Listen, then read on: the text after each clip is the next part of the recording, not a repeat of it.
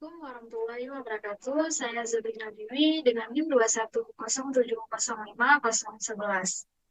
Nah, di video ini saya akan membuat tugas komputasi berkelanjutan dengan dosen pengampu Bapak Mulkan Fadil, SDMT. Nah, langsung ke materinya. Ya, tugasnya tentang paralel processing menggunakan MPI dan Handok. Nah, pertama ada pengertian parallel processing. Artinya, pengertian parallel processing, penggunaan lebih dari satu CPU untuk menjalankan sebuah program secara simultan. Idealnya parallel processing menggunakan program berjalan lebih cepat karena semakin banyak CPU yang digunakan. Tetapi dalam prakteknya seringkali sulit membagi program sehingga dapat dieksekusi oleh CPU yang berbeda-beda tanpa berkaitan di antaranya. Pemrosesan paralel dalam sebuah komputer dapat didefinisikan sebagai pelaksanaan instruksi-instruksi secara bersamaan waktunya. Hal ini dapat menyebabkan pelaksanaan kejadian-kejadian yang pertama dalam interval waktu yang sama, kedua dalam waktu yang bersamaan, atau ketiga dalam rentang waktu yang saling tumpang tindih. Selanjutnya, Selanjutnya ada jenis parallel processing. Yang pertama itu ada sistem memori parallel processing. Parallel processing memiliki batasan pada jumlah prosesor yang dapat digunakan. Karena memori bersama hanya dapat diakses dengan aman oleh sejumlah terbatas prosesor sekaligus. Oleh karena itu, sel memori parallel processing umumnya lebih cocok untuk sistem dengan jumlah prosesor terbatas. Sementara di distributed memori parallel processing lebih cocok untuk sistem yang lebih besar dengan banyak prosesor yang terdistribusi di beberapa node. Sel memori parallel processing adalah jenis komputasi paralel di mana beberapa prosesor atau inti dalam satu sistem komputer membagi akses ke satu memori utama yang sama.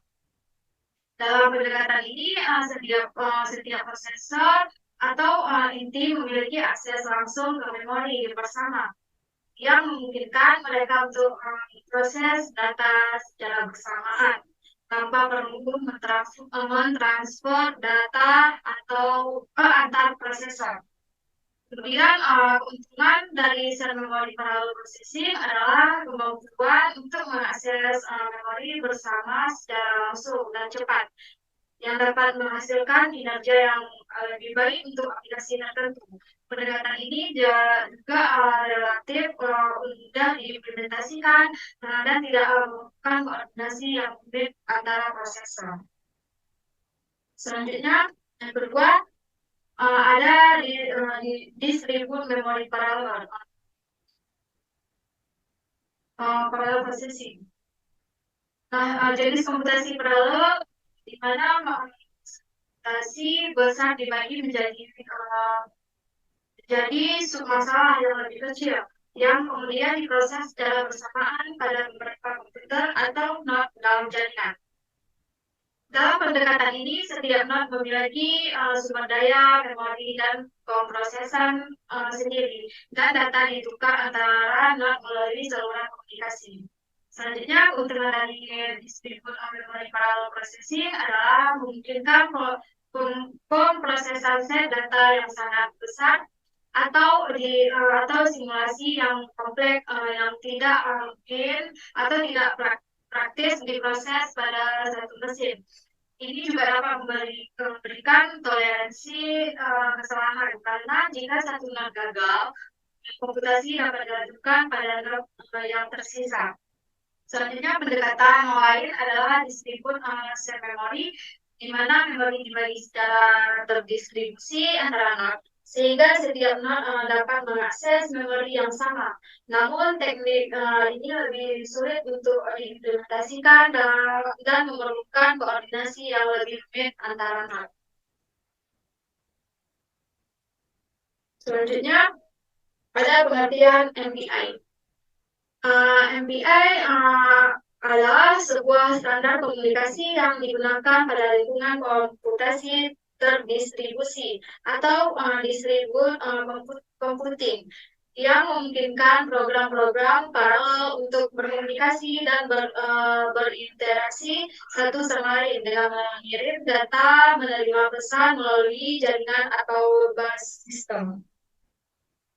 Kemudian MPI dirancang untuk memungkinkan program-program paralel yang dijalankan pada beberapa prosesor atau komputer untuk berkoordinasi dan berkomunikasi satu sama lain dengan efisien.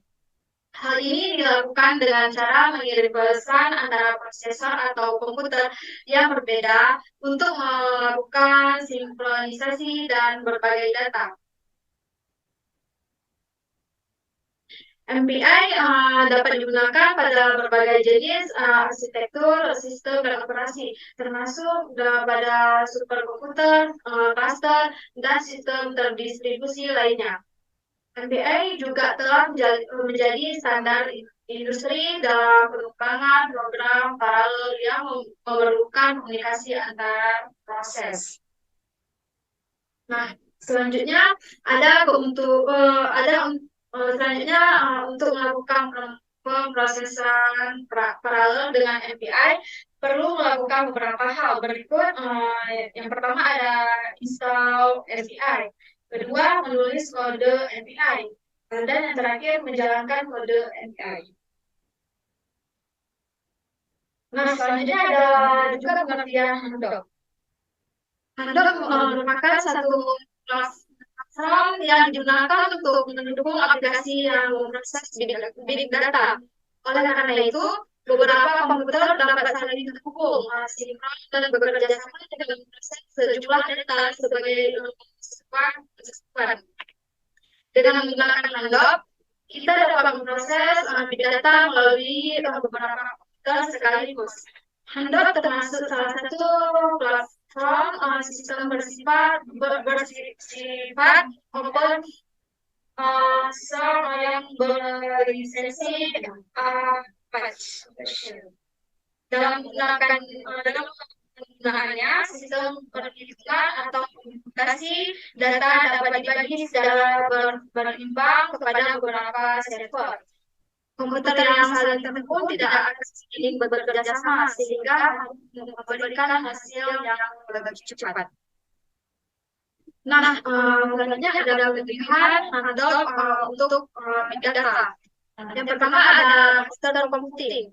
Handok mampu melakukan pemrosesan data dengan menghubungkan beberapa komputer sekaligus. Bahkan pada tahun 2007, ketika masih diriset oleh Yahoo, Handok sudah digunakan pada 1000 cluster. Kedua ada penduduk.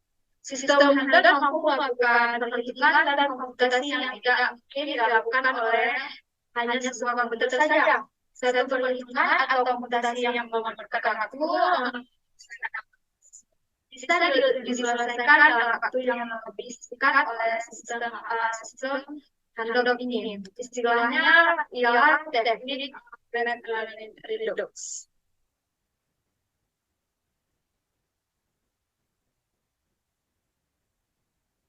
Nah, jadi kedua platform ini digunakan untuk mempercepat waktu pemrosesan dan data dengan memanfaatkan sumber daya komputasi yang tersedia secara paralel. Namun, MPI lebih cocok digunakan pada aplikasi yang memerlukan komunikasi antar node yang lebih kompleks, sedangkan Handok cocok digunakan pada aplikasi yang membutuhkan mengolah data yang lebih sederhana dengan skala yang lebih besar. Cukup sekian dari saya. Warahmatullahi wabarakatuh.